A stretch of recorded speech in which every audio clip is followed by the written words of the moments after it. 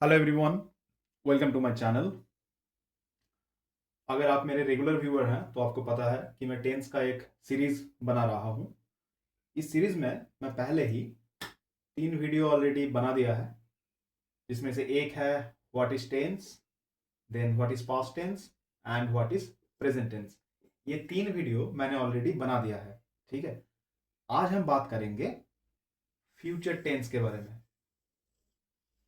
Future tense के बारे में आज हम बात करेंगे। नाउ फ्यूचर टेंस, फ्यूचर का मतलब क्या है?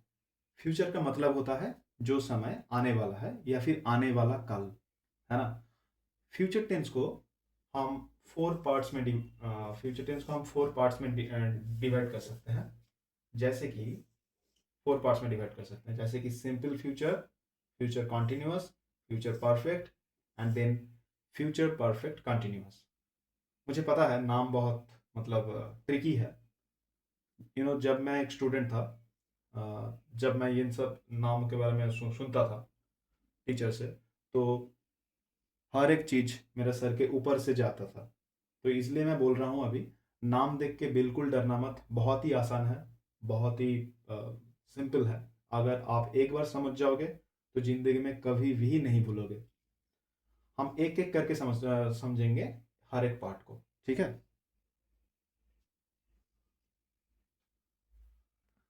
Now let's understand simple future tense. ठीक है, इसका नाम जैसा सिंपल है, ये टेंस भी उतना ही सिंपल है।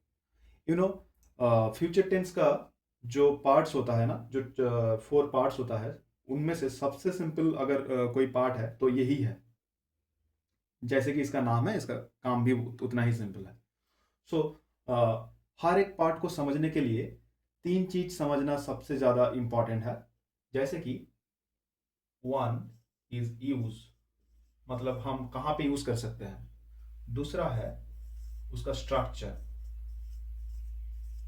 स्ट्रक्चर स्ट्रक्चर मतलब कैसे हम एक सेंटेंस को फॉर्म कर सकते हैं किसी भी टेंस में। और तीसरा है हम कैसे,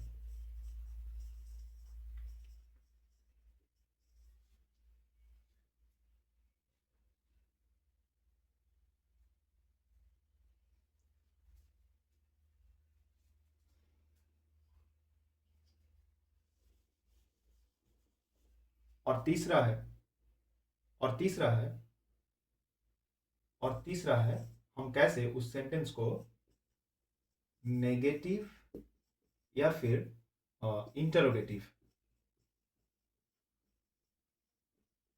इंटरोगेटिव सेंटेंस में फॉर्म कर सकते हैं, है ना। अगर हम ये 3 चीज समझ जाएंगे तो हर एक पार्ट बहुत ही आसान हो। अगर हम ये 3 चीज समझ जाएंगे तो हर एक पार्ट, हर एक टेंस बहुत ही आसान हो जाएगा। एक है यूज, दूसरा है structure, then how to form a negative and interrogative sentence out of it. तो सबसे पहले समझते हैं सिंपल फ्यूचर टेंस का यूज, कि हम मतलब हम कहाँ पे सिंपल फ्यूचर टेंस का यूज कर सकते हैं। एक एक करके हम देखते हैं, ठीक है। जैसे कि जब भी आप कोई फ्यूचर प्लान करते हो, तब आप फ्यूचर सिंपल फ्यूचर टेंस का यूज करते हो। जैसे कि I will call you tomorrow, I will call you tomorrow, मतलब मैं तुम्हें कल कॉल करूंगा। ये एक फ्यूचर प्लान है ना। Next, prediction. जब भी आप कोई प्रेडिक्शन करते हो फ्यूचर में, तब भी हम फ्यूचर सिंपल फ्यूचर टेंस का यूज करते हैं। जैसे कि India India will win the next match. मेरा हैंड राइटिंग बहुत ही ज्यादा खराब है, ठीक है।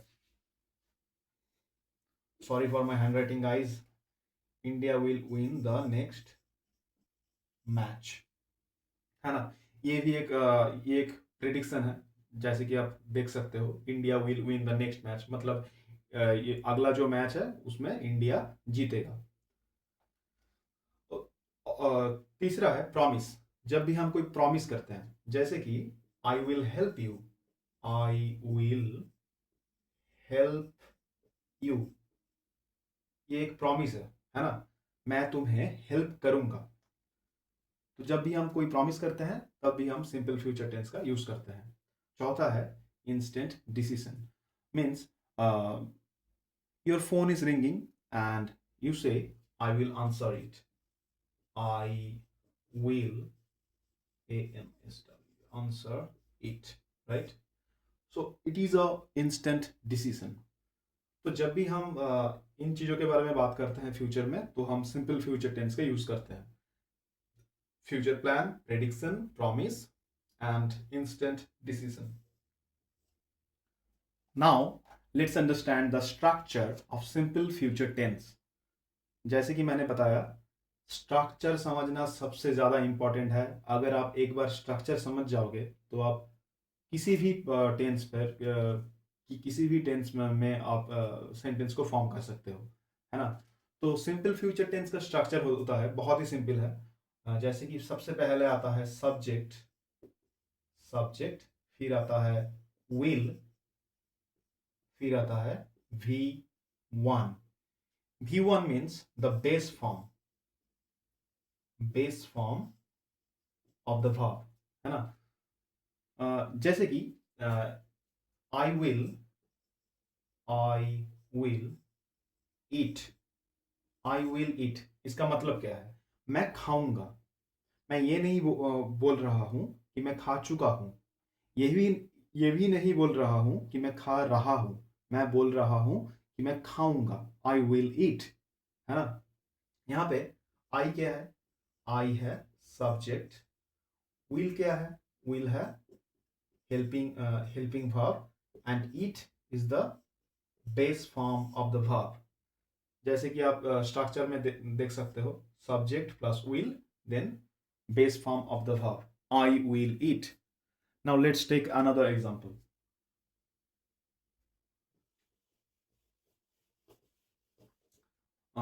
India will win the next match. India will win the next match, है ना। तो इंडिया क्या है? इंडिया है सब्जेक्ट। विल क्या है? विल है helping verb, and win, win क्या है? Win is the base form of the verb, V1। तो ये है सिंपल फ्यूचर टेंस का स्ट्रक्चर। सबसे पहले आएगा सब्जेक्ट, उसके बाद आएगा विल, देन आएगा V1, base form of the verb. Now if we convert the sentence into negative structure, negative sentence, अगर हम कोई भी सेंटेंस को सिंपल फ्यूचर टेंस में, कोई भी सेंटेंस को नेगेटिव सेंटेंस में कन्वर्ट करते हैं, तो उसका स्ट्रक्चर क्या होगा? उसका स्ट्रक्चर होगा बहुत ही सिंपल। सबसे पहले आएगा सब्जेक्ट, फिर विल के बाद एक नॉट, और उसके बाद base form of the verb V1। Positive structure था विल, है ना, नॉट नहीं था। अगर हम उसको नेगेटिव बनाएंगे तो उसके साथ आ जाएगा not. Now let's take a example. सबसे पहले हम एक पॉजिटिव सेंटेंस लेते हैं, जैसे कि आई विल गो देयर, मतलब मैं वहां पे जाऊंगा। ये एक पॉजिटिव सेंटेंस है ना। सिंपल फ्यूचर टेंस में एक पॉजिटिव सेंटेंस है। आई है subject, then will helping verb, then verb, base form of the verb। Now, if we want to convert the sentence into negative structure, what we have to do? We just have to add not with the will, है ना। अगर ये sentence को हम negative में convert करेंगे तो क्या करना पड़ेगा? I will not go there. Very simple, right?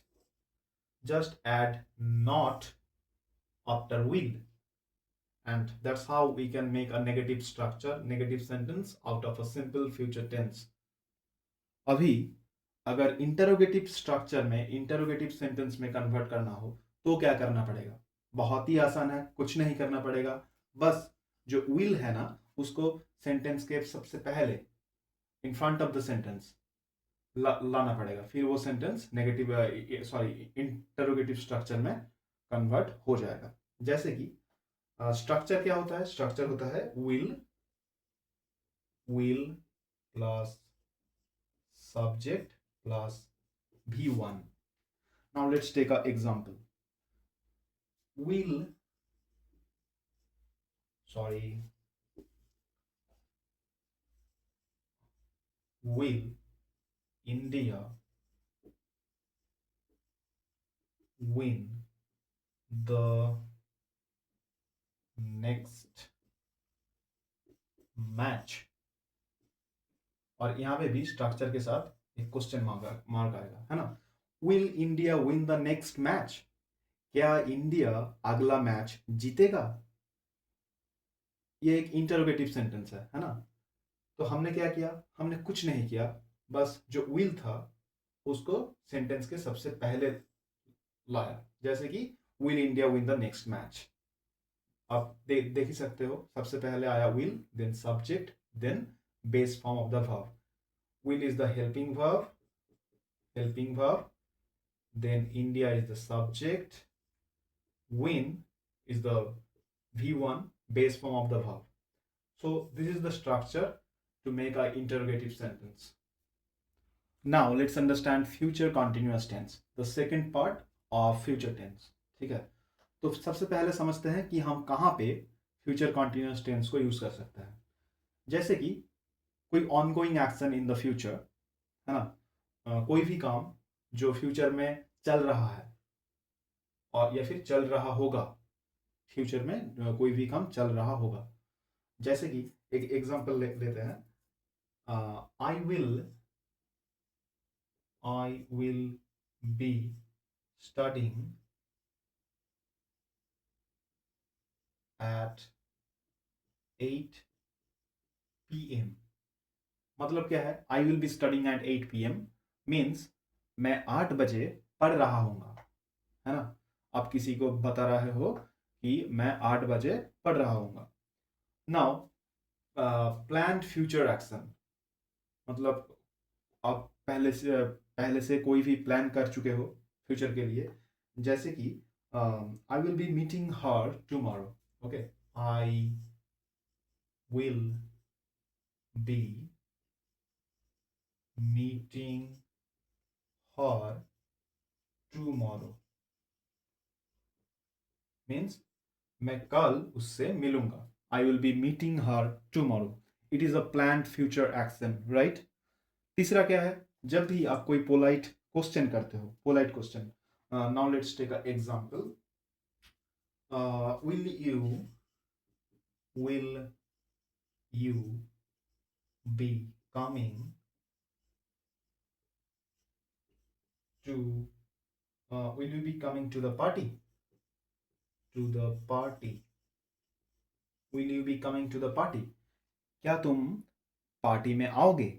ये एक पोलाइट क्वेश्चन है ना। Will you be coming to the party, question mark. So जब भी हम इन चीजों के बारे में बात करते हैं, जैसे कि ongoing action in the future, planned future action, polite questions, तो हम फ्यूचर कंटिन्यूअस टेंस का यूज करते हैं। Now let's understand the structure of simple future tense, sorry future continuous tense, right, my bad. So let's understand the structure of future continuous tense. जैसे कि मैंने बताया, structure समझना सबसे ज्यादा इंपॉर्टेंट है ना। अगर आप स्ट्रक्चर समझ जाओगे तो कोई भी सेंटेंस फॉर्म कर सकते हो। तो स्ट्रक्चर क्या होता है? सबसे पहले आता है सब्जेक्ट, देन विल बी, मतलब विल के साथ be, then same base form of the verb V1 and then ing। okay, now let's take an example. I will be studying, I will be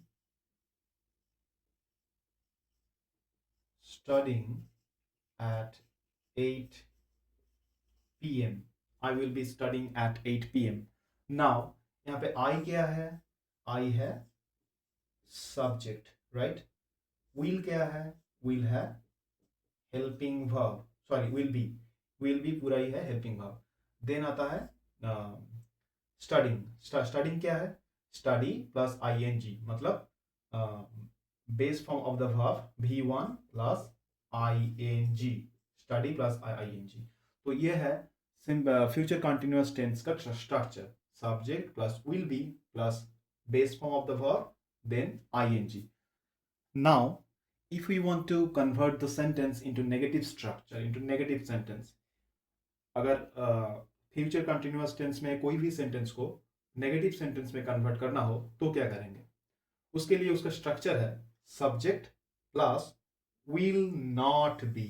okay, will के साथ क्या add होगा? Not be, will not be, then same base form of the verb then ING. Okay, now let's take a example so you will understand it. She will not be coming tomorrow. She will not be coming tomorrow. Okay, she will not be coming tomorrow. Now अगर हम ये sentence को देखेंगे तो यहाँ पे सी क्या है? सी है सब्जेक्ट, है ना? will not be ये है helping verb, then coming, coming क्या है? Base form of the verb plus ING, coming में means come plus ING, coming. So ये है नेगेटिव सेंटेंस का स्ट्रक्चर। अगर हम फ्यूचर कंटिन्यूअस टेंस में कोई भी सेंटेंस को नेगेटिव स्ट्रक्चर देंगे, नेगेटिव सेंटेंस में कन्वर्ट करते हैं, तो उसके लिए स्ट्रक्चर क्या होगा? स्ट्रक्चर होगा सबसे पहले subject, then will not be, then base form of the verb plus ING. Now अगर फ्यूचर कंटिन्यूअस टेंस में कोई भी सेंटेंस को इंटरोगेटिव सेंटेंस में, है ना, इंटरोगेटिव सेंटेंस में कन्वर्ट करना हो तो क्या करना पड़ेगा? तो इंटरोगेटिव सेंटेंस में कन्वर्ट करने के लिए जो स्ट्रक्चर है वो है सबसे पहले आएगा विल, है ना? यहाँ पे विल सब्जेक्ट के बाद नहीं आएगा, कहाँ आएगा? सब्जेक्ट के पहले।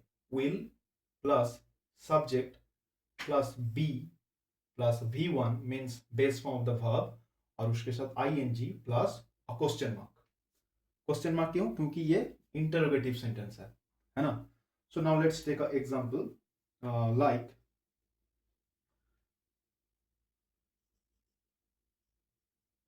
will she be coming tomorrow? Will she be coming tomorrow? Will she be coming tomorrow? तो ये सेंटेंस में will क्या है? will है हेल्पिंग वर्ब, है ना? और उसके बाद आया subject she, then be, and then coming tomorrow. Coming is the base form of the verb और उसके साथ आईएनजी, है ना? सो ये है इंटरोगेटिव सेंटेंस का स्ट्रक्चर। अगर हम कोई भी सेंटेंस को फ्यूचर कंटिन्यूअस टेंस में कोई भी सेंटेंस को इंटरोगेटिव सेंटेंस में कन्वर्ट करते हैं तो उसके लिए स्ट्रक्चर ये है विल, उसके साथ subject plus be plus base form of the verb then ING. Very easy, right? क्या है ना, अगर आप ये स्ट्रक्चर समझ जाओगे और स्ट्रक्चर के साथ सेंटेंस तैयार करोगे, सेंटेंस प्रैक्टिस करोगे, तो मतलब आपको क्या करना पड़ेगा? एक साथ 10-12 सेंटेंस प्रैक्टिस करना पड़ेगा। मैं आपको समझा रहा हूँ, इसलिए वीडियो को ज़्यादा लंबा नहीं करूँगा, इसलिए मैं एक एक सेंटेंस, एक एक एग्जांपल यूज़ कर रहा हूँ। लेकिन जब आप प्रैक्टिस करोगे तो आपको क्या करना पड़ेगा? आपको मैक्सिमम सॉरी मिनिमम 10 सेंटेंस लेके प्रैक्टिस करना होगा। Let's understand the future perfect tense. तो फ्यूचर परफेक्ट टेंस हम कहाँ पे यूज करते हैं? ये टेंस को, फ्यूचर परफेक्ट टेंस को सबसे पहले completed action before a future time, है ना? Completed action before a future time. Now let's take a example, तो आप समझ जाओगे। I will have finished my work, I will have finished my work by 8 p.m. Okay, by 8 p.m. I will have finished my work by 8 p.m. इसका मतलब क्या है? मतलब मैं 8 बजे से पहले मेरा काम खत्म कर दूंगा. आई will have finished my work before 8 p.m. तो आप क्या क्या कर रहे हो यहाँ पे? यहाँ पे आप बोल रहे हो कि कोई भी एक फ्यूचर टाइम उसके पहले ही आप आपका काम कंप्लीट कर दोगे, है ना? आई will have finished my work before 8 p.m. Now और कहाँ पे हम यूज कर सकते हैं? जैसे कि एक और एग्जांपल मैं लेता हूँ. दे will have, they will have completed completed completed the project. They will have completed the project. जैसे कि आपका बॉस सोच रहा है कि उन लोगों ने जो प्रोजेक्ट है वो कंप्लीट कर चुका होगा, है ना? दे will have completed the project. मतलब फ्यूचर में आप किसी भी टाइम के बारे में सोच रहे हो कि कोई भी काम हो चुका होगा. They will have completed the project. तो हम ये सारे जगह पर फ्यूचर परफेक्ट टेंस का यूज कर सकते हैं, है ना? Now let's understand the structure of future perfect tense. तो फ्यूचर परफेक्ट टेंस का स्ट्रक्चर होता है सबसे पहले subject, then will have, then the third form of the verb. Okay, not base form. Here we will use the third form of the verb. और क्या? और will के साथ हम यहाँ पे have यूज करेंगे. Subject plus will have plus the third form of the verb. Now let's take an example like he will have left now. He will have left now. मतलब left by now. Okay, not now. Left by now. He will have left by now. मतलब क्या है? मतलब आप बोल रहे हो कि शायद वो अभी जा चुका होगा. यहाँ पे ही क्या है? ही है सब्जेक्ट, है ना? आपको तो पता ही है. और will have is the helping verb, right? और left क्या है? left है third form of the verb, है ना? So he will have left by now. तो ये है फ्यूचर परफेक्ट टेंस का स्ट्रक्चर. क्या है स्ट्रक्चर? सबसे पहले subject, then will have, then the third form of the verb V3. अभी अगर आप फ्यूचर परफेक्ट टेंस में किसी भी सेंटेंस को नेगेटिव सेंटेंस में नेगेटिव स्ट्रक्चर में कन्वर्ट करेंगे तो उसके लिए स्ट्रक्चर क्या होगा? उसके लिए स्ट्रक्चर होगा, सबसे पहले आएगा subject, then will not have. Okay, positive में क्या था? विल हैव, नेगेटिव में एक नॉट आएगा, विल नॉट हैव, और उसके बाद the third form of the verb V3, है ना? Now let's take a example. वो अभी तक नहीं गया होगा. He will not have left by now. तो यहाँ पे ही क्या है? ही है subject and will not have ये क्या है? Helping verb. और फिर left is the third form of the verb, है ना? Third form of the verb. So यह है नेगेटिव सेंटेंस का स्ट्रक्चर. अगर हम कोई भी सेंटेंस को फ्यूचर परफेक्ट टेंस में कोई भी सेंटेंस को नेगेटिव स्ट्रक्चर में नेगेटिव सेंटेंस में कन्वर्ट करेंगे तो उसके लिए ये होगा उसका structure, subject plus will not have plus the third form of the verb. Now if we want to convert the sentence into interrogative structure, अगर हम फ्यूचर परफेक्ट टेंस में कोई भी सेंटेंस को इंटरोगेटिव स्ट्रक्चर में कन्वर्ट करते हैं तो उसके लिए स्ट्रक्चर क्या होगा? बहुत ही इजी है. क्या होगा? यहाँ पे जो विल था वो सब्जेक्ट के पहले आ जाएगा, है ना? सब्जेक्ट के पहले क्या आ जाएगा? Will then plus subject plus have plus V3 third form of the verb, then question mark. Question mark क्यों? क्योंकि ये एक इंटरोगेटिव सेंटेंस है. Now let's take a example. Will he have left by now. क्या वो अभी जा चुका है? आप देख सकते हो सबसे पहले आया will, फिर आया subject he, then have left by now. Will plus subject plus have plus the third form of the verb. Left क्या है? Left है third form of the verb V3. तो ये है स्ट्रक्चर। अगर आप फ्यूचर का परफेक्ट टेंस में कोई भी सेंटेंस को इंटरोगेटिव सेंटेंस में इंटरोगेटिव स्ट्रक्चर में कन्वर्ट करना चाहते हो। Now let's understand future perfect continuous. Okay, the last part of future tense हम कहाँ पे यूज करते हैं? Duration of an action till a future time. As an example, she will have been working here for 5 years next month. She will have been working here for 5 years next month. और कहाँ पे use कर सकते हैं? Long ongoing action in the future. Like, he will have been playing since morning. He will have been playing since morning. तो हम इन जगह पर फ्यूचर परफेक्ट कंटिन्यूअस टेंस का यूज कर सकते हैं। Now let's understand the structure of future perfect continuous tense.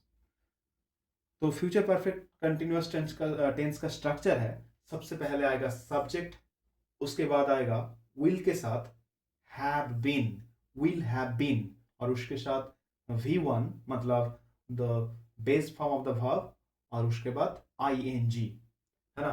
Now let's take a example. I will have been studying for 2 hours. यहाँ पे I क्या है? I है subject, है ना, और उसके बाद क्या? will plus have been, then studying, study is the base form, और उसके बाद ING, studying for 2 hours. ये है फ्यूचर परफेक्ट कंटिन्यूअस टेंस का स्ट्रक्चर। सब्जेक्ट, उसके बाद will have been plus base form of the verb, फिर ING। बहुत आसान है। अगर आप ये स्ट्रक्चर के साथ सेंटेंस को प्रैक्टिस करते हो तो आपको बहुत आसान हो जाएगा फ्यूचर परफेक्ट कंटिन्यूअस टेंस में कैसे सेंटेंस को फॉर्म करना है। नाउ अगर फ्यूचर परफेक्ट कंटिन्यूअस टेंस में किसी भी टेंस को नेगेटिव सेंटेंस में कन्वर्ट करना होगा, नेगेटिव स्ट्रक्चर देना होगा, तो क्या करना पड़ेगा? तो नेगेटिव स्ट्रक्चर के लिए, नेगेटिव सेंटेंस के लिए जो स्ट्रक्चर होगा सेंटेंस का, वो क्या होगा? सबसे पहले आ जाएगा सब्जेक्ट, उसके साथ will not have been, फिर base form of the verb and then ING. Okay, this is the most important thing. Will not have been. Not क्यों? क्योंकि ये नेगेटिव सेंटेंस है ना। जैसे कि she will not have been working. She will not have been working. Now, if you want to convert the sentence into interrogative structure, interrogative sentence, what you have to do? तो अगर आप future perfect continuous tense में किसी भी tense को interrogative sentence में convert करते हो तो उसके लिए जो स्ट्रक्चर होगा सेंटेंस का वो क्या होगा? वहां पे विल जो है वो सब्जेक्ट के पहले आ जाएगा, है ना। तो हम देख सकते हैं किसी भी इंटरोगेटिव सेंटेंस में क्या होता है, ज्यादातर विल जो है वो सब्जेक्ट के पहले आ जाता है, और उसके बाद आता है सब्जेक्ट, और उसके बाद have been plus V1 base form of the verb, then ING. As an example, will he have been working? Will he have been working? क्या वो काम कर रहा होगा, है ना। Will he have been working, यहाँ पे will क्या हुआ? Will यहाँ पे जो सब्जेक्ट है उसके पहले आ गया, और उसके बाद have been, then working. Work is the base form of the verb, और उसके साथ क्या ऐड हुआ है? ING. तो ये रहा all 4 parts of future tense। अगर आपको समझ में आ गया होगा तो वीडियो को एक लाइक कर दीजिएगा, है ना। वीडियो को एक लाइक कर दीजिएगा और ये चैनल को सब्सक्राइब कर देना, ताकि जब मैं फ्यूचर में कोई भी वीडियो ऐसी लर्निंग इंग्लिश लर्निंग वीडियोस लाऊं तो आपको सबसे पहले पता चले। Okay, now see you in the next video.